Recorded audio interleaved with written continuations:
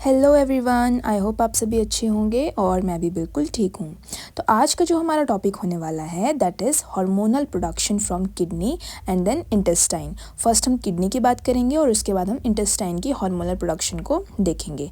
तो किडनी में आपने ज़्यादा कुछ याद नहीं करना है, बहुत बेसिक सी चीज़ है। देख लेते हैं क्या है कि first of all kidney tissues जो होते हैं, ठीक है, किडनी के अंदर जो टिश्यूज़ प्रेजेंट होते हैं वो क्या प्रोड्यूस करेंगे, वो एरिथ्रोपोइटिन को प्रोड्यूस करते हैं, ठीक है। और एरिथ्रोपोइटिन जैसे ही प्रोड्यूस होता है तो वो आगे चल के क्या स्टिमुलेट करता है, प्रोडक्शन ऑफ आरबीसीज, ठीक है। आरबीसीज को प्रोड्यूस करने का काम करता है एरिथ्रोपोइटिन। सो बस इतनी सी बेसिक सी चीज़ है that is hormonal production from kidney.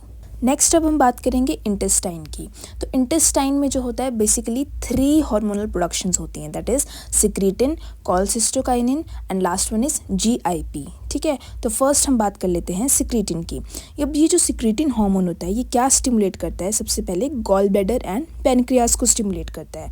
जैसे ही ये दोनों स्टिमुलेट होते हैं ये आगे चल के सिक्रीट करेंगे बाइकार्बोनेट आयंस को, और बाइकार्बोनेट आयंस का एक ही फंक्शन होता है that is to neutralise the acidic environment in stomach, ठीक है। जो स्टमक के अंदर एसिडिक एनवायरनमेंट होता है, एसिडिटी होती है, उसको न्यूट्रलाइज करने का काम करेंगे बाइकार्बोनेट आयंस। ओके, नेक्स्ट आता है अब हमारे पास कोलेसिस्टोकाइनिन, ठीक है। कोलेसिस्टोकाइनिन का क्या काम होता है, ये बाइल को सिक्रीट करने का काम करता है, ठीक है। और जैसे ही बाइल की सिक्रीशन होती है तो बाइल का एक फंक्शन होता है, most important function, that is the emulsification of fats, ठीक है।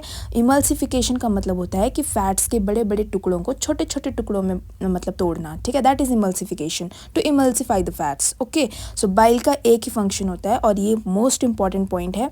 कॉम्पिटिटिव एग्जाम्स में बहुत बार ये क्वेश्चन पूछा जाता है कि what is the function of bile और बाइल जूस, ठीक है। So it helps in the emulsification of fats.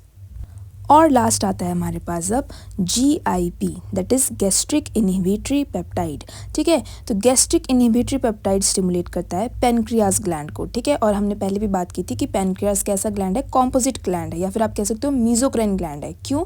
Because it act as exocrine gland as well as endocrine gland, ठीक है।